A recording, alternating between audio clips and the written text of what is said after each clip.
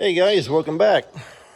Well, just like I showed you there on that straw spreader and told you also, I'm going to do a video here showing how to put these fingers in.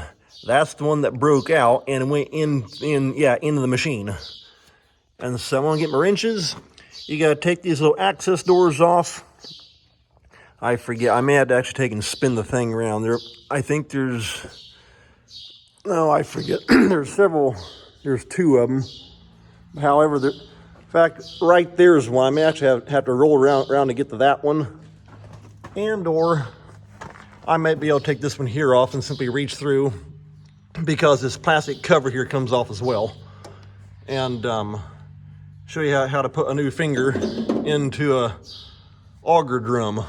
And so I'm gonna get my wrenches and be back with you. Okay, gotta get this little access door here off. So you take and pull these bolts here out. One is just a regular bolt. That right there is the Torx on that side. So got the bolt out. I'll grab my Torx bit.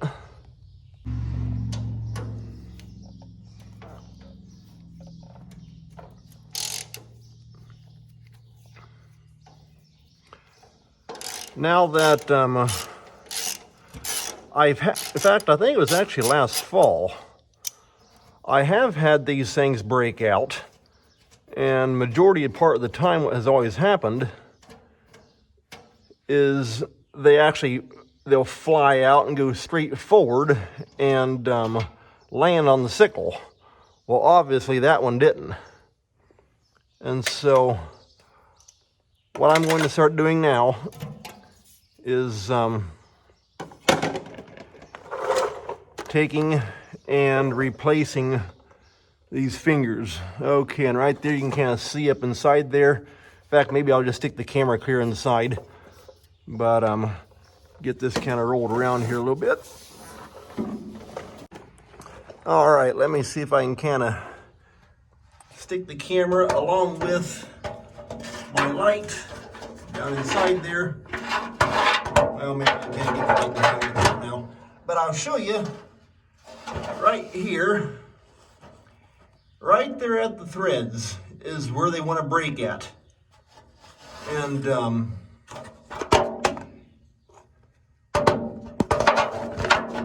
try and get the light set in there just right.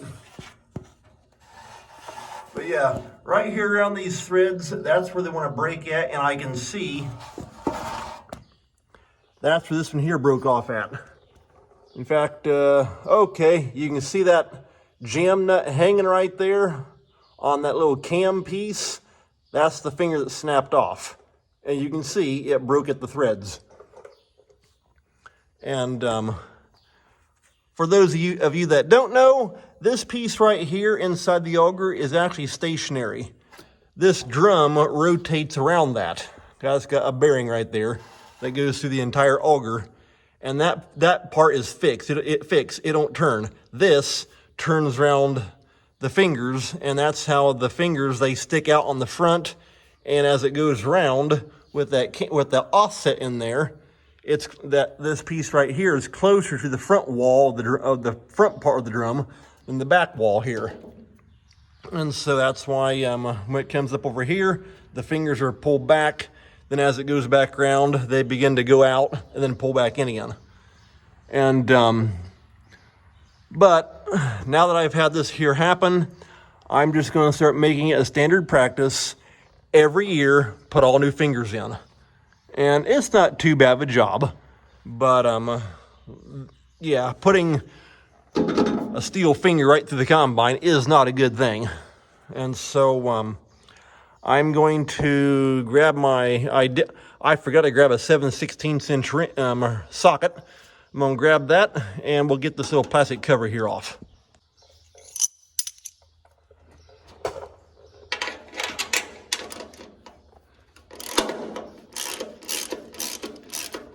Okay, I just fished my arm down inside.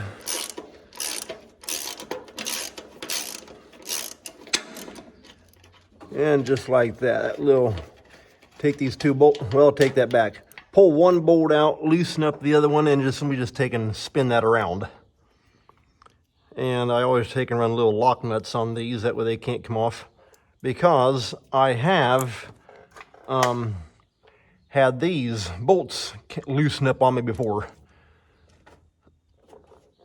And so we'll just loosen this right here, like that, and there you go. Okay, that's got that part. All right there's the new finger. I actually get these from Manchester Farm Center out of North Manchester, Indiana. They're made by A&I.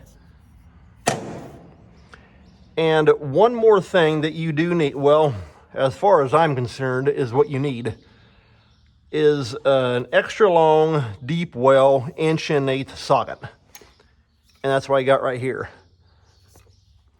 That's a 3/4 drive. In fact, a mechanic years ago made these for Dad for the dual hooks, for the clamp-on duals on the tractor. And he just took an 1 1/8" regular deep well socket, Napa, cut it in two, and then welded a piece of pipe in there. And so that's probably, I don't know, it's over 1 foot long. And so maybe about 15 inches, maybe close to 1.5 feet. However, the great thing is that jam nut that I showed you, that is 1 1/8". And so being a deep well, when you go to put your new finger in, it can just go right inside the socket and you can tighten that jam nut down. And so let's see here. I don't know how well you can see back in there. I've got to get that, the old jam nut with that stub piece inside this socket. And I literally have my arm in there. I'm just kind of going by feel. Okay, I got it stuck on there.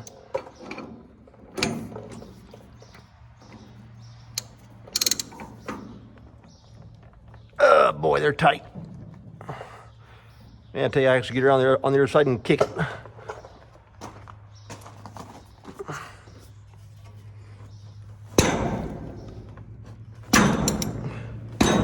There we go.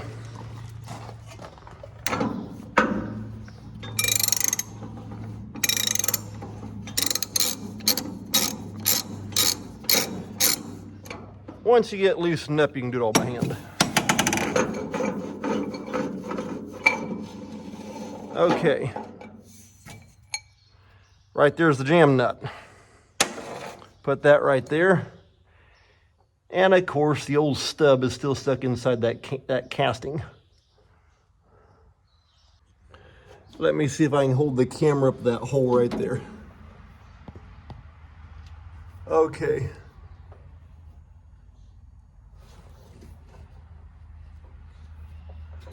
Yeah, right there it is. You can see the stub still hanging in there. Which means I'm going to get me a pair of vice grips and see if I can get that dumb thing out. Okay, what I did, I was able to get it to sit straight up and down. I'm actually going to get some of that sea foam deep creep and spray in that and let it soak for a little bit and hopefully be able to take and turn that stub piece out of there.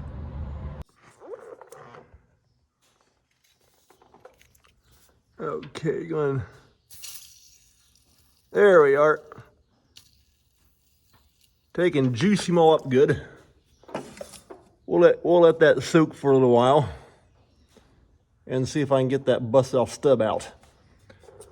And that's actually the advantage of taking the pins out before they break and replacing them. Because you can see it's got this little flat spot right there on the end. Right there on the new one. You can just take and put your put a big Chris wrench onto it and spin them right out. So we'll see what happens and hopefully I can get that stub popped out of there. Okay, I got my pair of vice grips on that. And let me tell you something, it's easier said than done trying to work in there through just one-handed. I'm holding my phone up to the hole here on the outside. fact, I'm actually watching myself on my phone. But we're slowly getting that stub spun out.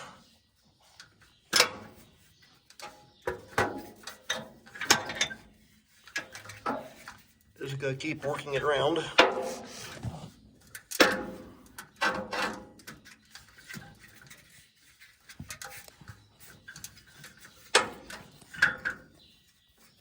Feels like it's about to come loose.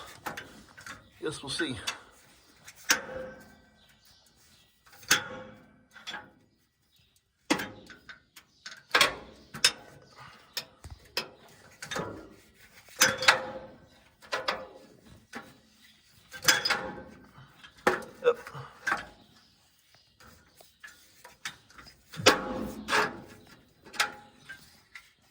There we go. There's a stub came out finally. And there it is.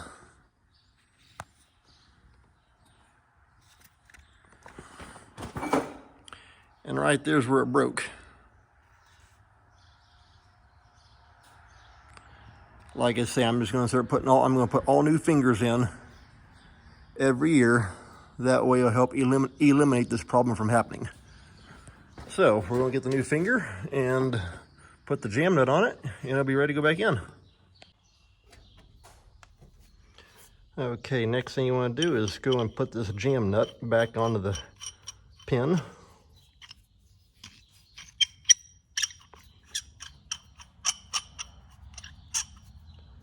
Because when you go put it back into the casting, you've got to get your depth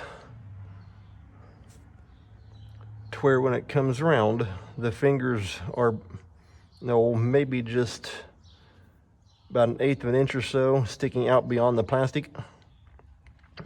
The last thing you want is for the finger itself to actually drop clear inside the drum. Then as it turns, it's going to tear a bunch of stuff up. So we'll put that in there like that. And I don't know, now you're not going to be able to see anything. I can't see anything because I'm happening to go by feel. But you're going to put the new pin back into that casting piece, if you can get it in there.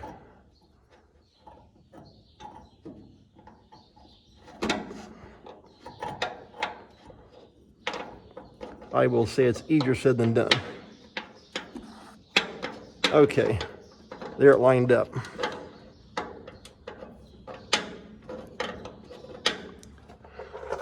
Let me see if I can put the camera up there. There we are. You can see we're started into the casting. And so, like I say, now I gotta turn it in some more, and then we'll take and,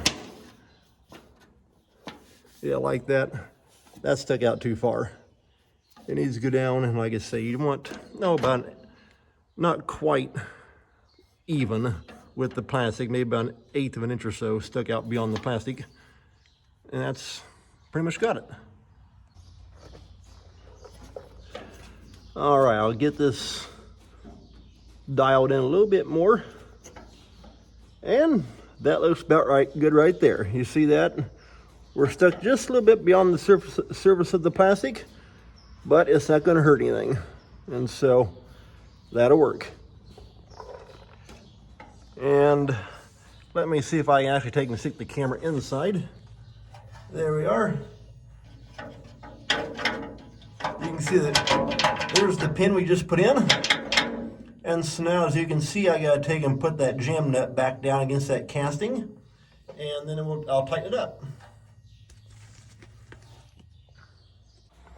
Okay, I just reached in with my fingers and spun that jam nut down to the bottom. Now, here's where you want to take and get your big custom-made deep well, and go right down through there. Hopefully you can kind of see somewhat. Okay, we are on the big jam nut, and then you just simply put your ratchet on, make sure you are going the right way.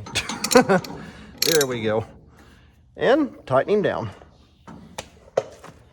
And of course, you always want to make sure it's good and tight. Move your chair or 5-gallon bucket out of the way, or whatever you're sitting on, and just give it a couple good kicks if the auger will hold in place for you.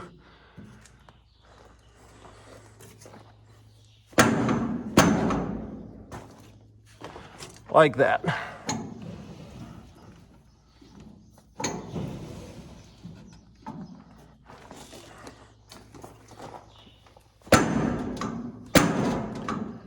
Okay, that's got it.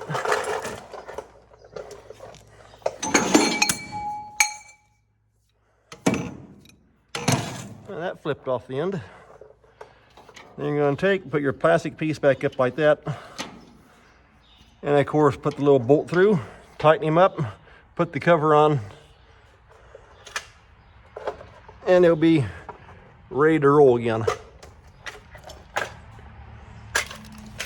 Okay, and there's a little bolt, 1/4 inch with a lock nut.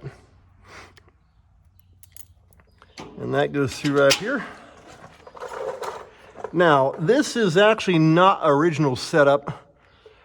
When we got this head, it actually had these big flathead Torx deals.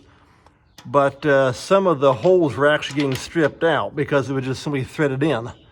And so I converted everything, all these plastic tabs, I converted them all over to a 1/4 inch bolt. And with a 1/4 inch lock nut, which is a whole lot better. Because as I've showed before, this head says Massey Ferguson on it, but it's interchangeable between Massey Ferguson and Gleaner, because Agco owns both Massey and Gleaner. And so this head was set up for a Massey combine.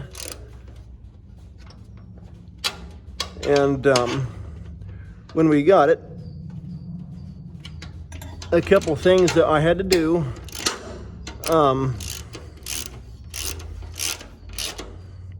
Was here on the throat.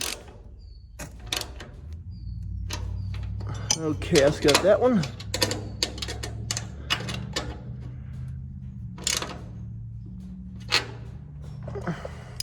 Here on the throat, due to the fact that Gleaner has its own throat set up, basically, I had to add this plate piece and this upright piece right here in, and I had to get a longer PTO shaft, and that was all, because of the way the throat mount is on a Gleaner combine. They're actually offset because of how it feeds in to the right-hand side of the rotor, and so that's why the hole does not sit directly in the middle. And so I did that, and it was good to go for our Gleaner R72. Now, since I had this inspection hole off here, I'm going to take you back off the top of my head and take a quick look inside just to see if any other pins are bent. I actually, before we start, I did the rye for my neighbor. This pin right here, I actually put in new because of one that broke last fall. And so this one and now this one, I'm not going to replace. But before this fall, 2023, I'm replacing all the rest of the pins. They're all getting replaced because I do not like that happening. So far, though, trying to look inside there. There we are. I don't see any fingers. Everything else looks good. But like I say, I'm just going to replace them all. That way, no more trouble, hopefully. And so, we're going to take and put the little access door here on. All right, there's the access door. Little bolt goes right there.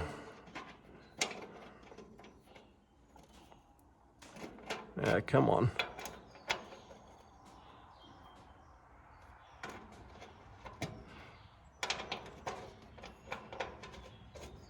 There we go. That little Torx bolt goes in that hole. And I always take and put Loctite on them. That way they cannot come loose. You don't want that thing coming out. And I always go with the blue. You don't really want red. Red is high strength, blue is medium strength. And it doesn't need red on it because blue holds good enough. And so now I just gotta find my Torx bit and the right socket.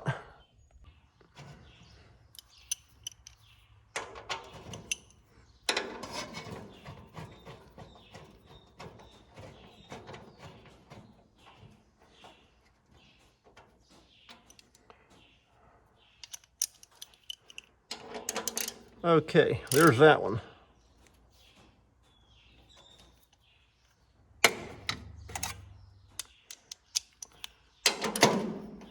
Jump over on this side, same exact thing. Well, guys, that's just showing you how to take and put an auger finger in. In fact, I will tell you, I do know a lot of Case and John Deere, probably New Holland, I would assume as well. They actually run fiberglass fingers in. And in case you're wondering why I don't, I actually tried those when we first got this thing. And within just a couple of minutes, all the fingers were literally busted out. It just shattered those fiberglass fingers like they were pretzel sticks. And so that's why I had to go with these metal ones to keep from breaking them all, just busting them out. And so that's why I don't run fiberglass.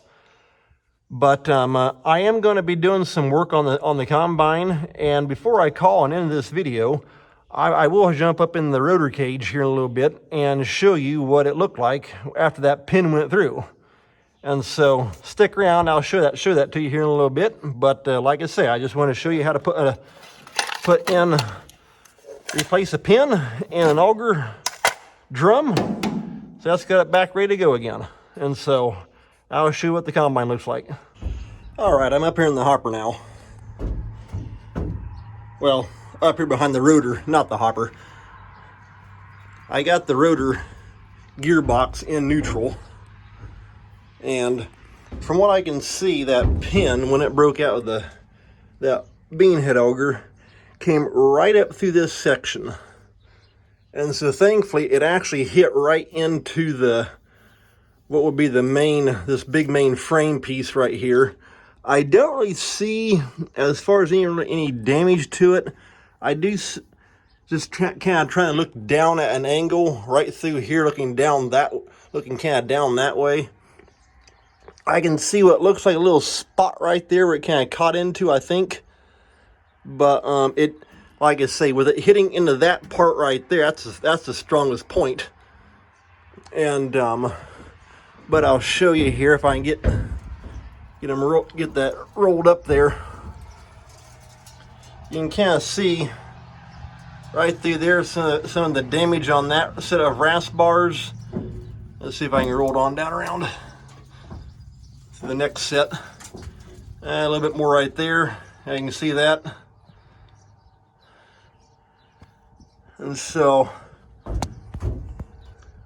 trying to get the camera stuck down through there. Yeah, there we go. Go ahead.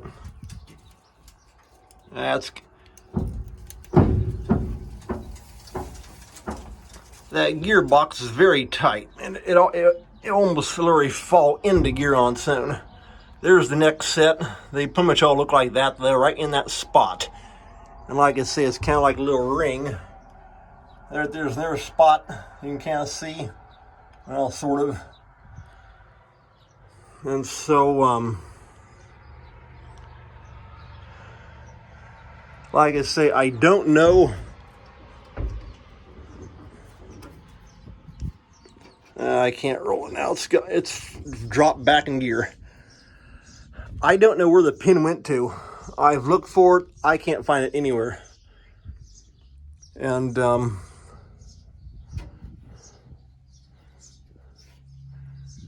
As far as any place else, I don't see any other damage.